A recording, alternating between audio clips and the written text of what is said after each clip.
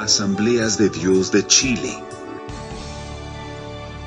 Ministerio Evangelístico Renovando Vidas. Padre. Amén. Vamos a leer la palabra del Señor. Juan 17, del 1 al 5. El texto al cual vamos a detenernos es el 3. Y dice así: estas cosas habló Jesús. ¿Quién las habló? Jesús. Dice, y levantando los ojos al cielo dijo, va en el cuadro, hace una oración: Padre, la hora ha llegado. ¿Cuál hora? Él iba camino a dar su vida por nosotros. Ese es el contexto. Glorifica a tu Hijo para que también tu Hijo te glorifique a ti. Sigamos. Como les ha dado potestad sobre toda carne, para que dé vida eterna a todos los que le diste. Siga. Y esta es la vida eterna. ¿Cuál es la vida eterna? Que te conozcan a ti, el único Dios verdadero, y a Jesucristo a quien has enviado. ¿Cuál es el pasaporte para obtener la vida eterna? Jesucristo. O sea, para obtener la vida eterna hay que conocer a Jesús como su Señor y Salvador. ¿Cuántos tienen vida eterna? Por eso es importante. Hoy en día esto se ha querido disfrazar, ocultar, para no presentárselo a las personas. Si la persona no conoce a Jesús y no tiene la vida eterna, el término de su vida, en su ancianidad, o por temas de salud, o por temas trágicos de accidente, acabará con su vida. Pero esa vida tendrá un destino. Y esto es lo que no se quiere hablar. Que el destino de los que están sin Jesús se llama infierno. Van a un tormento eterno. El infierno no fue creado para las personas, sino que fue creado para los demonios, para Satanás y sus ángeles. Entonces, cuando nosotros entendemos este contexto, ¿por qué? Porque primeramente nosotros tenemos que entender que esta palabra es la palabra de Dios. Y esto es real, no es un libro viejo al cual a alguien se le ocurrió, lo inventó y dio a débiles de mente para que creyeran en un Dios. Dios es real. ¿Cuántos dicen amén? Amén. Pero tenemos que explicar esta introducción para poder luego pasar a lo que nosotros vamos conociendo en el proceso del tiempo. Porque no es tan solo entender que tiene que ser una práctica teórica.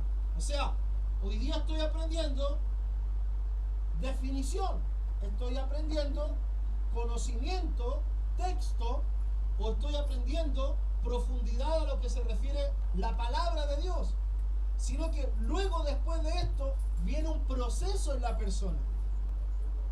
Y ahí es donde es una prueba indubitable que la persona conoce a Dios. ¿Por qué? Porque luego pasan los procesos personales al cual Dios permite que ocurran para conocerle mayormente en profundidad. ¿Está entendiendo? Por eso estoy dando esta introducción, porque dice Jesús en esta expresión que te conozcan a ti, el único Dios verdadero. ¿Por qué? Puede hoy en día haber miles de nombres de dioses, pero nosotros predicamos al único Dios. ¿Por qué? Porque el único Dios es el que nos da la vida eterna. Amén. Oh, pero hay otros dioses, sí, pero esos dioses no dan vida eterna, no pasan por el proceso de la redención. La Biblia dice que sin derramamiento de sangre no hay remisión de pecados, no hay perdón, no hay restauración, no hay rescate. Tuvo que haber un sacrificio, y ese sacrificio fue en la cruz del Calvario. Cristo la dio por nosotros, y a través de eso nos redimió, nos compró a precio de sangre. ¿Cuántos dicen amén a eso? Y a través de eso nos otorgó la vida eterna. O sea, la vida eterna nosotros no la obtendremos cuando nosotros partamos de este escenario de la tierra, sino que ya somos eternos. ¿Dónde sale eso? En la Escritura. Por eso nosotros tenemos que creer que esta palabra es la palabra y es nuestra regla de fe y de conducta. Pero no es tan solo, lo vuelvo a repetir, un libro de 66, un compendio de 66 libros, ni tampoco es un libro histórico tan solo, aunque hay muchos rasgos históricos, muchos rasgos científicos y muchos rasgos también prácticos y arqueológicos que corroboran en la historia del hombre muchos aspectos. No es tan solo eso, sino que también Dios quiere mostrar su gloria a través de la palabra. Y el único que puede convencer de pecado, de justicia y de juicio es el Señor. Por eso estamos enseñando esto. Amén. Entonces, entendiendo el contexto de la vida eterna, que conociendo a Dios tenemos vida eterna, ahora tenemos que descifrar o desarrollar el conocer a Dios. ¿Cómo yo puedo conocer a Dios? Primeramente, el primer paso, les voy a dar una pista, porque esto tenemos que construirlo todos nosotros, es lo que hemos nosotros leído, la palabra del Señor. Por medio de la palabra nosotros conocemos a Dios. Entendemos que Él es el creador y nosotros somos creación, ¿o no? ¿Cuántos dicen amén a eso? Amén. Lo dice la Escritura, Juan 1:11 dice, a lo suyo vino. Póngalo por favor, Juan 1:11, para que me crea, porque está escrito. ¿Qué dice? A lo suyo vino. ¿A qué vino? ¿A qué vino Él? A mostrarse como el rey, ¿cierto?, de Israel. Y dice, y los suyos, qué triste, que no le reciban. Sabiendo todo, conocimiento, todo. ¿Qué haría usted si usted le enseña a una persona a cabalidad las cosas y no las hace? ¿Qué haría usted? ¿Cuál es el síntoma que usted lee en la persona? Primero, ¿qué es lo que usted diría? Esta persona no está interesada en aprender, ¿o no? No hay nada más triste tener ese sentimiento. Mire, dice, a lo suyo vino al pueblo de Israel, y los suyos no. Pero mire lo glorioso después de esto de la gramática. El 12 dice más, dice más. ¿Dice o no? Vamos a esperar que 1, 2. Dice más a todos los que le. Amén. ¿Cuántos le recibieron? Amén. Mire, dice a los que creen en su nombre. ¿Cuántos creen en su nombre? Amén. Dice, les dio potestad. ¿Qué es lo que es potestad? Poder, autoridad, ausoxia, significa eso en el griego original.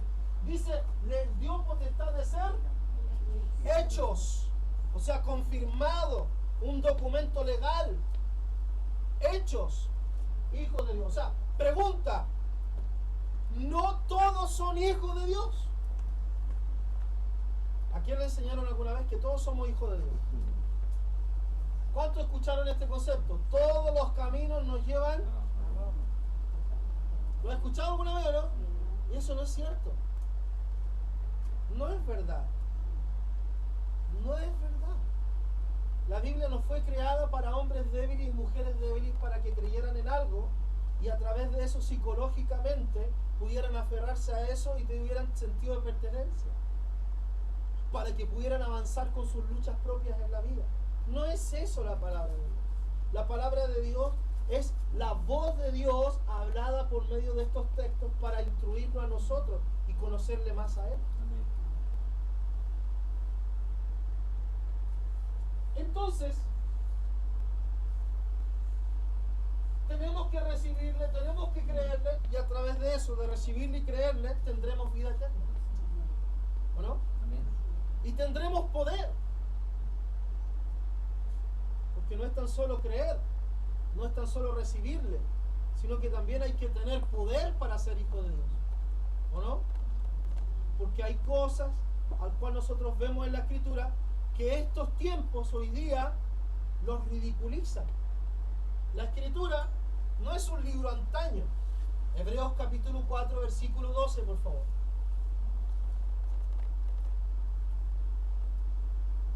Voy a contextualizarlo con Mateo capítulo 24 para que veamos que la Escritura no está atrasada. Este libro fue escrito en el año 1800 aproximadamente después de Cristo. Ahí se terminó de escribir el canon. Aprox. O sea, estamos hablando de que este libro, si lo vemos bajo un libro histórico, este libro es bastante actual. Y ahí lo vamos a corroborar. Entonces, ¿cómo un libro tan antiguo es actual? ¿Cómo es? Voy a darle la respuesta. Hebreos capítulo 4, versículo 12. Dice, porque la palabra de Dios, ¿cuántos tienen la palabra de Dios en sus manos? ¿Qué es lo que es la palabra de Dios? Según el texto,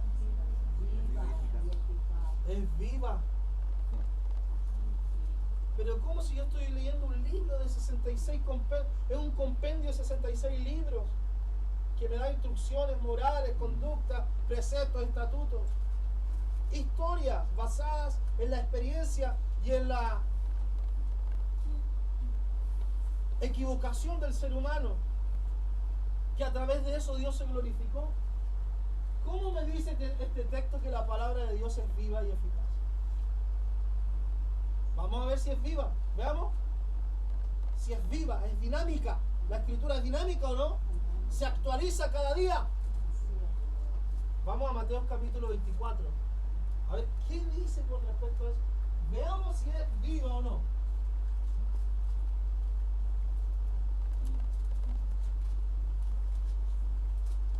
¿Qué dice Mateo 24? ¿Lo encontró?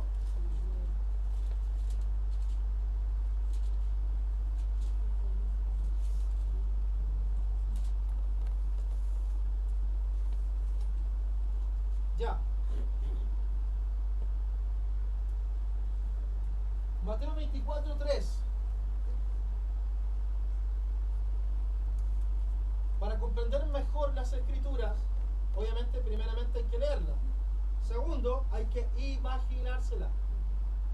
Ya. Entonces, el contexto es, y estando él, ¿quién es él? Jesús. Dice, y estando él sentado en el monte de los olivos, ¿qué dice? Los discípulos se le acercaron aparte diciendo, dinos cuándo serán estas cosas y qué señal habrá de tu venida y el fin de los siglos. Toda persona quiere saber su futuro, ¿sí o no? ¿O no? Los solteros, levanten la mano los solteros y las solteras. Aquí los maté a varios, miren. Levanten la mano los solteros. Aquí está lleno de solteros, miren. Ahí, levanten la mano las solteras. ¿Qué pasó? ¿No son solteras ahora? ¿Están ocultas? Los solteros ahí, mira, los Sandoval. ¿Aló? ¿Cristobalito, no? ¿No es soltero usted? ¿No le hace la mano? ¿No le hace la mano?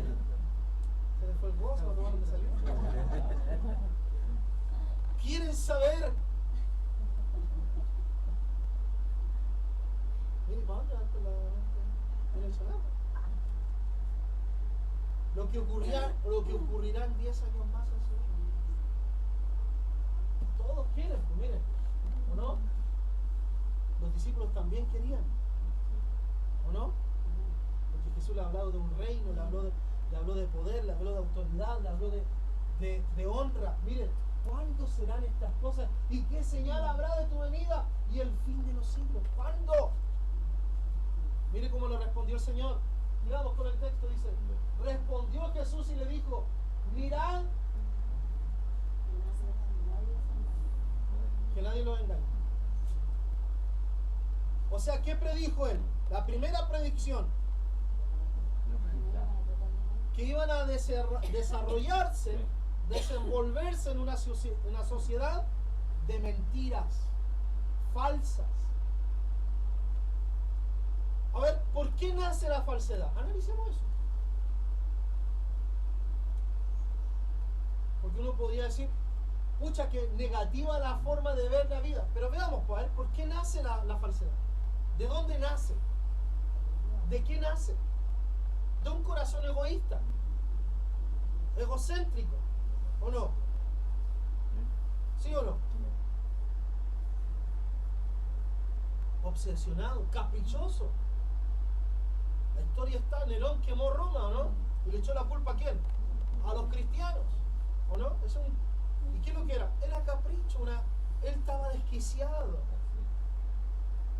Y así suma y sigue varios personajes de la historia al cual por capricho asesinaron, mataron. O sea, el hombre no tiene límites. Entonces por eso el Señor habló de esto. Mirad que nadie os... Adolf Hitler, ¿cuántas personas mataron? Stalin, Mussolini, ¿a cuántos mataron? ¿Y cuál era? Por un pensamiento filosófico, la igualdad. ¿Y había igualdad? ¿No había igualdad? ¿O no? Ni ultraderecha, ni ultraizquierda, ni centro-centro. Es nada más que todo es un maquillaje para concluir con lo que tienen pensado en sus corazones. Entonces, por eso es importante analizar los textos. Mirad que nadie os engañe. El Señor predijo y dijo, valga la redundancia, que iban a estar inmersos en una sociedad falsa y mentirosa y egoísta. Otros textos dicen que somos ovejas puestas en medio de lobos rapaces. Y así un sinfín de textos que podríamos decir que la sociedad al cual nosotros viviríamos estaría desenfrenada, que a lo lógico sería ilógico y lo ilógico sería lógico. En un país, en Dinamarca, se aprobó la zoofilia, que la persona se puede casar con su animal, con su mascota, y puede tener relaciones íntimas con su mascota, y eso es normal. Imagínense, es antinatura, totalmente, pero es normal, está legal, está establecido. Imagínense cuántas cosas más el ser humano va a ir aprobando por su naturaleza corrupta, y para legalizar, para tener calma de conciencia, va a ir legalizando tras papeles para decir que estamos todos bien, porque es legal. Y es nada más que bajo una naturaleza corrupta de querer aprobar su torcedura de vida o su vida desenfrenada, ¿o no? Amén. Es como que nosotros dijéramos que la medicina en un tiempo en Alemania tuvo un avance gigante, ¿cierto? Podríamos decir nosotros que bueno, es bueno para la sociedad. Y en el tiempo de la Primera y la Segunda Guerra Mundial hubo un avance en varios aspectos de investigación de medicina, pero si investigamos un poco más, ¿por qué hubo esos avances? Si usted lee que algunos doctores que Adolf Hitler les pagó, les subvencionó sus experimentos, que le decían a un hombre el ángel de la muerte, tomaba 2 niños mellizos, a uno los cortaba en vivo, estando en vivo, para ver si habían reacciones paralelas en términos psíquicos, términos psicológicos, que deducían que de una u otra forma, por el hecho de ser mellizos o haber nacido uno primero que el otro, tenían algo en común, aparte de lo cromosómico, de lo que es físico en el aspecto. A las mujeres embarazadas les abría el vientre y les sacaba el bebé para ver la reacción. Hicieron experimentos de dolor, de cuánto el hombre resiste el dolor, y los mutilaban estando vivos. A hombres los tenía semanas en una tina con agua y con hielo, y de aquí para arriba con el torso desnudo para ver la reacción de la piel. Mire, cómo se ponía en un estado frío y en un estado caliente. A niños les cortaba el brazo y les veía la reacción de irrigación y después les volvía a poner el brazo. ¿Eso es medicina? Ahora no estoy diciendo que la medicina alemana de hoy es la medicina al cual nosotros podríamos decir, en base a eso. No, pero nosotros podemos decir, claro, el ser humano dice, tuvimos avance en esto, somos más civilizados en esto, pero ¿a causa de qué? El genocidio que ocurrió allá en Tierra del Fuego, con los Seltam, que desaparecieron a una generación completa, a una tribu, ya no existen más, asesinaron a todos, por solamente obtener una tierra.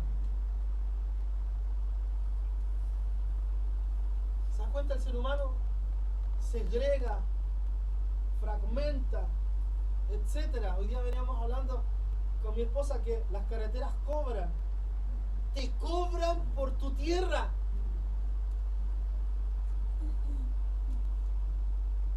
Y ni siquiera son dineros que entran a la nación para poder reinvertirlos. Podríamos decir, hasta uno daría más, ¿o no? De a su conciencia, uno daría más porque diría, hay mejores carreteras, hay mejores trabajos, hay mejores esto. Pero no es así, las concesiones son mexicanas, son españolas. El agua la vendieron a España. La luz quizá, ¿quién va a hacer después? Los ríos, las aguas naturales. O sea, en otras palabras, vamos a vivir prestados. Entonces, el Señor predijo eso. Mirad que nadie os engañe. ¿Qué más dijo? Porque vendrán muchos en mi nombre diciendo, ya en el tiempo de Jesús habían 70 Cristos, 70 salvadores, 70 hombres que decían ser el Salvador. En el tiempo de Jesús, cuando Él estaba hablando esto, en ese tiempo ya habían 70 personas que estaban diciendo el Cristos. Pero ¿cuál es la diferencia del 71 verdadero? Porque el 71 es Cristo, ¿o no?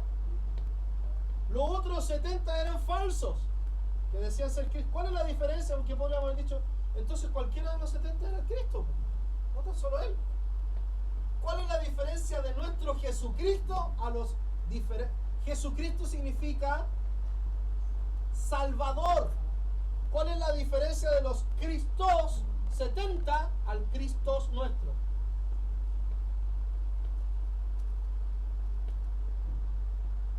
Resucitó muertos, sanó enfermos, libertó a endemoniados. ¿Qué más hizo? Hay una prueba indubitable. Resucitó. Esa es la gran diferencia de todos los líderes mundiales que dicen ser algo. Jesucristo resucitó al tercer día. Y está comprobado históricamente. Y hoy en día, si usted junta dinero y va a Israel y busca la cueva donde estuvo, que se la entregó Nicodemo prestada, está ahí todavía, pero está vacía, porque Cristo no está ahí, porque Él resucitó. Si usted va a Arabia Saudita y va a la tumba de Mahoma, la tumba está ahí y sus huesos, sus cenizas están ahí. Si usted va a China, va al convento o va al lugar donde estuvo este hombre llamado Buda Siddhartha, no el gordo que le echan moneda. Usted va a ir al monasterio que está ahí y va a estar la tumba ahí, pero va a estar ahí su polvo, sus cenizas.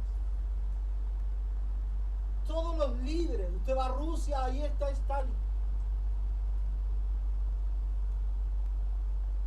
que dijeron ser algo, o tratar de ser más populares que Jesús. Están ahí, Jesús no está ahí, porque Él resucitó al tercer día. Amén. Y Él hoy día gobierna con poder y autoridad a la diestra del Padre. Esa es la diferencia tan grande que nos hace a nosotros. ¿Y por qué tuvo que resucitar? Para redimirnos a cada uno de nosotros y completar la redención eterna. Esto es todo netamente conocimiento. Sigamos. La actualidad. Dice, anterior por favor, no lo alcanzamos a leer. Dice, porque vendrán muchos en mi nombre diciendo yo soy el Cristo y a muchos engañarán. ¿Por qué una persona puede ser engañada? ¿Ah? ¿O cuál es la persona más fácil para engañar? A la persona que no se instruye, ¿cierto? O sea, en otras palabras, ¿a quiénes engañarán? A los que no se instruyen, a los que no conocen, a los que no experimentan. Sigamos. Y él comenzó a dar una lista, el Señor, y dice, oiréis de guerras y rumores de guerras. Mirad que no os turbéis, porque es necesario que todo esto, pero aún está claro, ¿no? Todos lo entendemos, ¿no?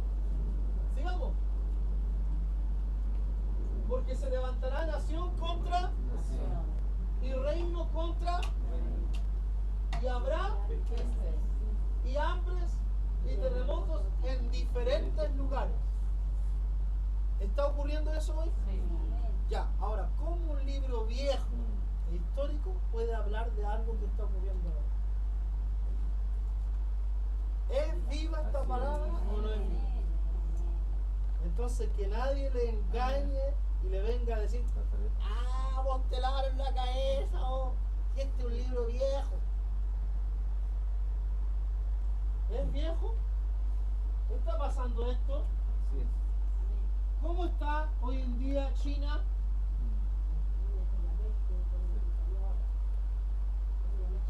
Pero lo que a mí me preocupa es que no dice peste.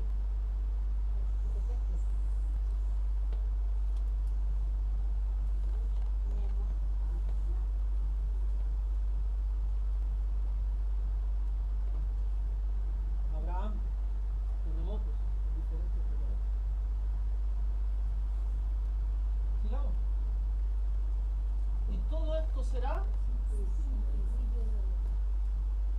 solo el principio para la humanidad al cual no cree en la veracidad de la Escritura.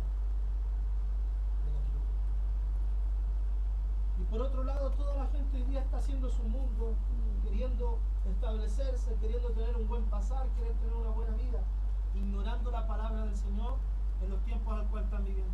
Yo lamentaba el día de ayer cuando veíamos las noticias con mi esposa, gente que fue a un viaje de placer, hoy día está en cuarentena en un crucero. Qué triste. Yo le dije, Señor, programaron sus vacaciones, hicieron toda una planificación y están encerrados con riesgo de morir. Yo me ponía en el contexto nuestro, si había un bebé ahí, los pañales ya se acabaron, la leche ya se acabó. ¿Quién están dando al bebé? Eso es una realidad. Imagínense si hubo una familia y uno fue contagiado, lo separaron, lo sacaron y quedó ahí en la nebulosa la persona. Entonces, ¿qué tenemos que nosotros atender? A la veracidad de la Escritura. Ahora, todo esto es conocimiento. Lo aprendemos, lo escuchamos, lo vivimos. Creemos que es la palabra del Señor, pero ahora falta algo. Y ahí es donde solamente actúa Dios con el hombre y con la mujer. Y eso es lo glorioso, donde no hay intervención de ser humano, no hay obligación alguna. ¿Sabe lo que ocurre? Ocurre la conexión de Dios con el hombre.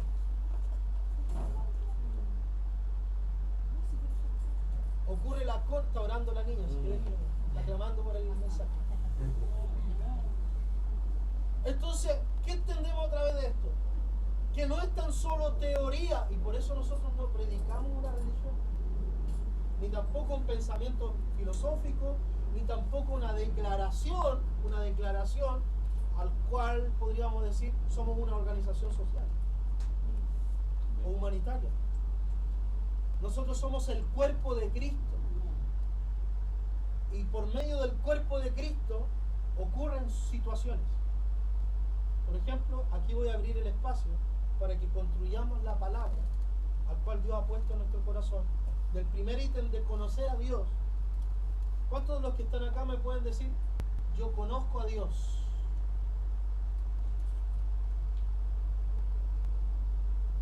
Hablamos de que podíamos conocer a Dios por medio de la palabra,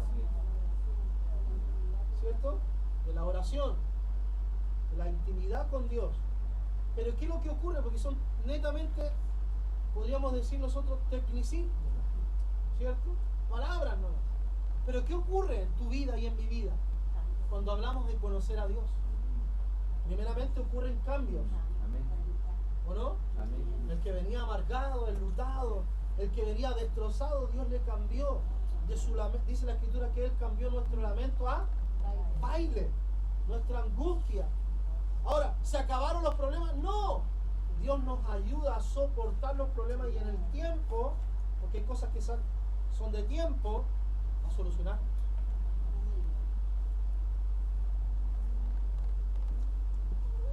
Entonces no hay cosas instantáneas, no porque no ocurran instantáneamente, Dios no actuó. Porque todos podríamos decir, ¿y dónde está Dios en las pestes?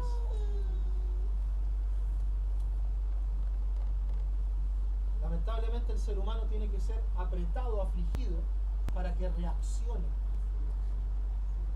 y sea humilde. Yo he visto gente muy orgullosa en la vida. Cuando le pasa algo fuerte en su vida, cambia. Ya su mirada es distinta, su forma de ser es distinta. Porque parece que por medio del dolor o de los impactos en la vida, la persona aprende a ponerse en el lugar del otro. ¿O no? Porque ¿qué es lo que en esencia vino a ser Cristo aquí a la tierra? Él vino a ponerse en el lugar de otro. ¿Se puso en tu lugar? En mi lugar. Nosotros teníamos un juicio eterno por medio de la condenación del hombre. ¿Por qué? Si yo no he hecho nada malo. El hombre, del hecho de haberle dado las espaldas a Dios, ya hizo todo mal. Por eso dice, porque de tal manera amó Dios al mundo, que dio a su Hijo unigénito para que todo aquel que en él crea no se pierda, mas tenga vida eterna.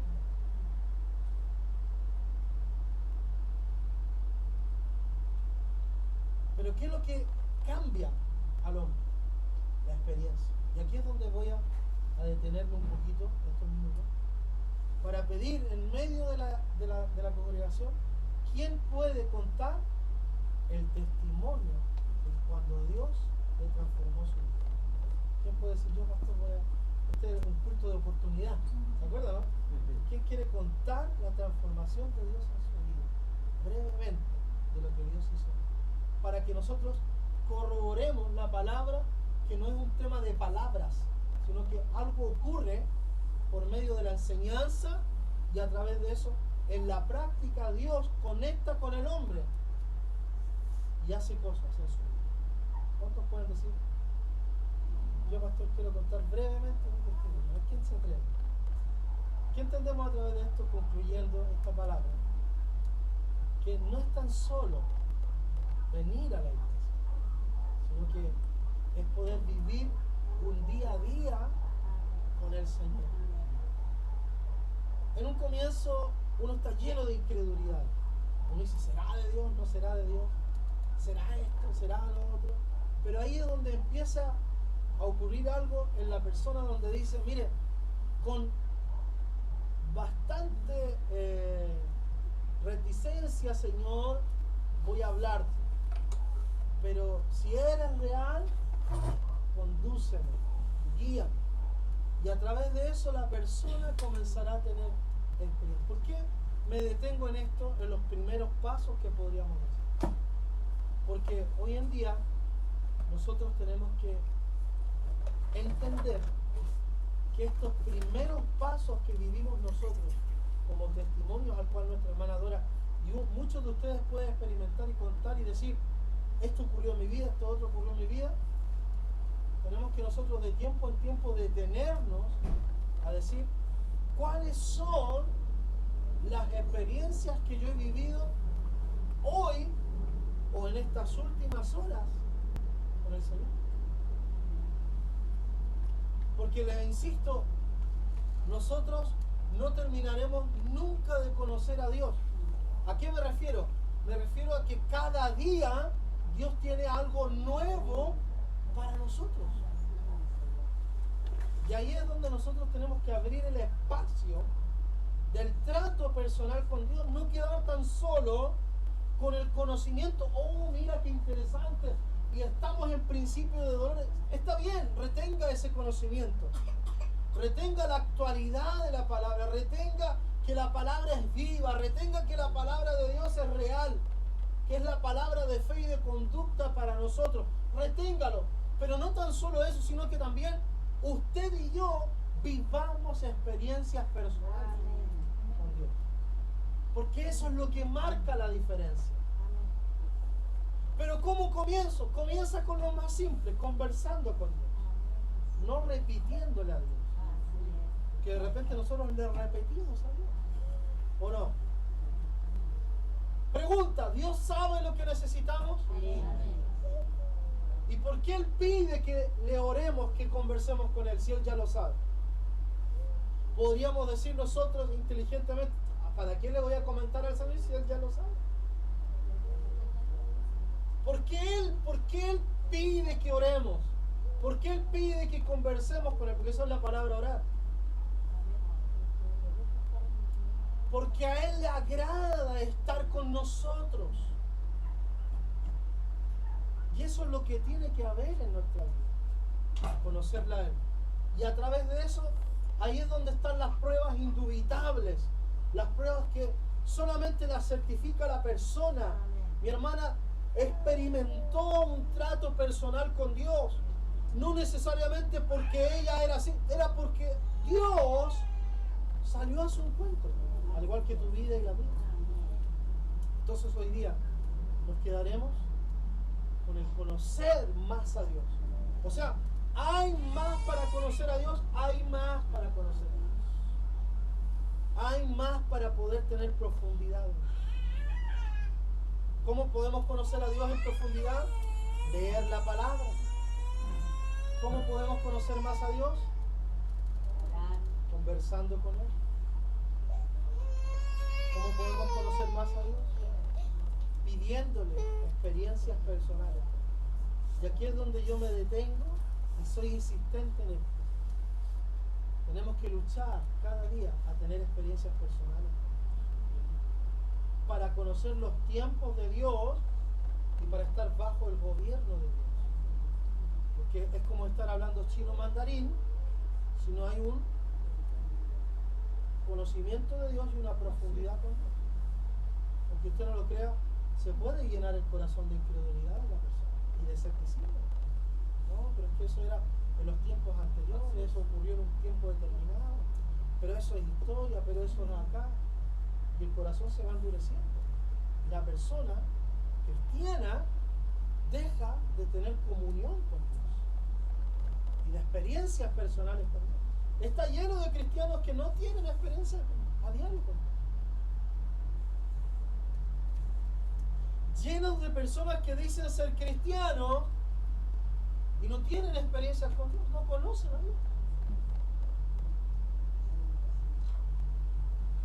Eso es esta palabra que nosotros tenemos que luchar para tener una experiencia a diario con el Señor. No domingo a domingo, es a diario. Domingo a domingo recibimos la instrucción, martes y jueves oramos al Señor y también nos instruimos en la palabra del Señor. Pero día a día, en el diario cotidiano del diario vivir, es donde experimentamos la comunión con Dios. Porque Él también conoce y quiere resolver tus conflictos, tus problemas como persona. Pero a través de eso, la única forma de ayudarte es teniendo comunión con Él. Y no necesariamente estando en el conflicto, sino que también mejorando las virtudes y las fortalezas al cual tengas en tu vida. Y dirigiendo los proyectos de vida al cual tengas. Porque pueden ser proyectos de vida que son totalmente justificables, pero egoístas a la vez. ¿O no? ¿Sí o no? Entonces, a eso nosotros los que nos queremos detener. Porque el conocer a Dios no es pertenecer a un concilio determinado.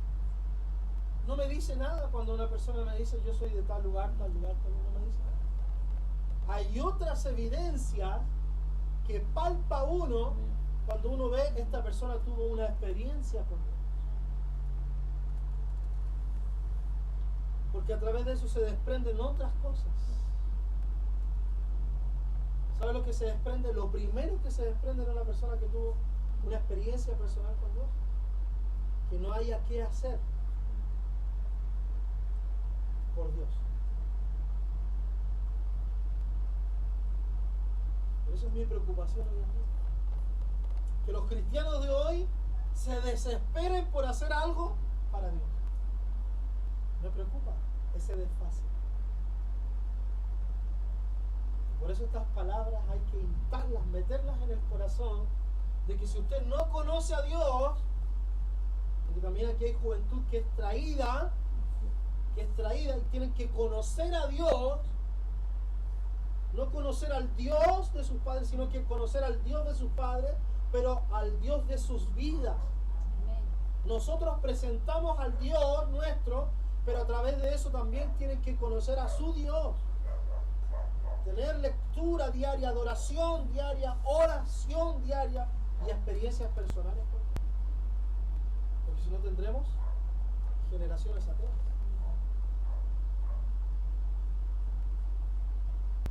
Como le dije una vez a un joven, le dije yo, ¿quieres aprender de Jesucristo? Me dijo, no, soy ateo, gracias a Dios.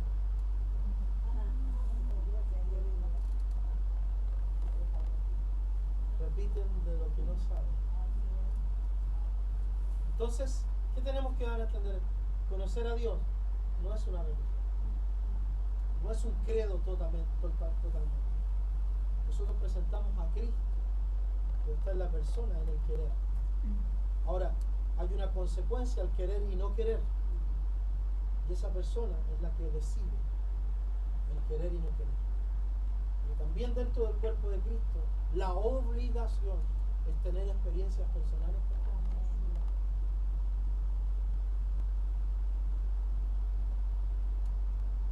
Yo esto lo he conversado con liderazgo, con líderes contactados. Les pregunto, les digo, oye, ¿cuánto tú tienes de experiencias con Dios? Y yo lo he dicho muchas veces, se lo he repetido a ustedes. Escucho a personas que me dicen, yo antes era esto. ¿Y hace cuánto está hablando? 10 años, 8. ¿Y ahora? ¿Cuál es el hoy? ¿Cuál es la experiencia personal que tú puedes decir que viviste con Dios hoy, ayer? Hay una alabanza que me gusta mucho que dice, te puedo ver. Te puedo ver en el paisaje, te puedo ver en las personas, te puedo ver. Y eso es lo que tenemos que aprender a ver. A Dios en medio donde nos desarrollamos. Entonces el conocer a Dios no es decir, lo conociste una vez y ahí quedaste con el tema y continúas haciendo lo otro, ¿no? Porque me atrevo a decir que hay personas que hoy día están haciendo la obra de Dios, pero no conocen al Dios de la obra. Están más dedicados a hacer, y no conocen a Dios. Es que hay que hacer esto. Un pastor una vez le conversé, le dije, pero ¿por qué haces tantos cultos? Hacía culto el lunes, culto el martes, culto el miércoles, culto el jueves, culto el viernes, sábado y el domingo. Y eso él atribuía a que era como salvo, como que su iglesia estaba bien. es así. Son métodos al cual fueron necesarios en un tiempo, pero ahora es que la responsabilidad otorgarla al cristiano. La responsabilidad de cada hijo de Dios es leer la Biblia. No es que en la iglesia no hay estudio bíblico. Entonces por eso quedó como ignorante. Es que en la iglesia no hay evangelismo, por eso no evangeliza. Es que en la iglesia no hay obras sociales, por eso no hace obras sociales. ¿Se da cuenta que siempre estamos justificándonos por el otro? ¿O no?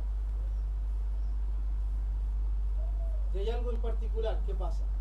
Y esto le ocurre solamente a los nacidos de nuevo, a los que aceptaron a Jesús como Señor y Salvador. Viene la asistencia del Espíritu Santo a la vida de la persona. No necesariamente tiene que usted ir a la Universidad de Harvard o Yale en Estados Unidos para ser un teólogo o una teóloga y una persona que conoce de Dios. Puede ser una persona que ni siquiera, escuche bien, ha aprendido a leer, que no sabe leer, y Dios puede revelarse a la vida de la persona. Y le puede enseñar a leer y a través de eso mostrarle, a través de eso, muchos caminos que el Señor le tiene preparados. Porque esto no es un tema socioeconómico, ni de coeficiente intelectual, ni de capacidad cognitiva, ni de aprendizaje. Esto es un tema del corazón de la persona. Puede tener un doctorado o puede ser una persona sin estudios, autodidacta. Pero si tiene la voluntad de querer conocer a Dios, Dios se revela a la vida de la persona. Amén. Y eso es lo importante de esto, que Dios no ve categorías de personas. El Evangelio no es para los tontos, para los ignorantes. ¿Entiéndelo? El Evangelio es para los hombres, para los seres humanos que están carentes de Dios, que son todos, porque dice, porque de tal manera amó Dios al mundo, porque es un mundo perdido sin Dios. Una persona puede tener todo lo que quiera, luchar por la vida, pero si no tiene a Dios no tiene nada. Entonces, internamente podemos estar haciendo la obra de Dios, podemos estar atribuyendo a que hacemos culto, hacemos esto otro, pero si no estamos profundizando en Dios, conociéndolo a Él diariamente, no estamos haciendo la voluntad de Dios. ¿Se da cuenta? Solamente es netamente activismo de las congregaciones. Por eso luchemos para conocer a Dios. ¿Cuántos quieren conocer más a Dios? Y hay formas de conocer a Dios. Conocer también el mundo espiritual. El próximo domingo, Dios mediante, vamos a hablar sobre la guerra espiritual que ocurre, que es real. Nosotros aprenderemos de eso. Que ¿por qué no se logran cosas? Porque hay situaciones a las cuales se anteponen para que nosotros podamos avanzar en el reino de Dios. Y es importante eso. Porque tenemos que luchar de buscar y conocer a Dios para entender lo de Dios. ¿O no? ¿Sí o no? Y a través de eso nosotros podemos triunfar y ser victoriosos en Dios. ¿Cuánto dicen amén? Y obviamente que al conocer a Dios está el consejo de Dios para que aprenda a tomar decisiones. ¿O no? ¿A quién le gustaría tomar las mejores decisiones de la vida? Y decir, no con orgullo ni arrogancia, sino que decir, gracias a Él no me equivoqué. ¿O no? Gracias a Él no me equivoqué. Sino que gracias a Él tomé las mejores decisiones. ¿Qué les parece si nos ponemos en pie y oramos al Señor? Dios no rechaza oración. Oración es alimento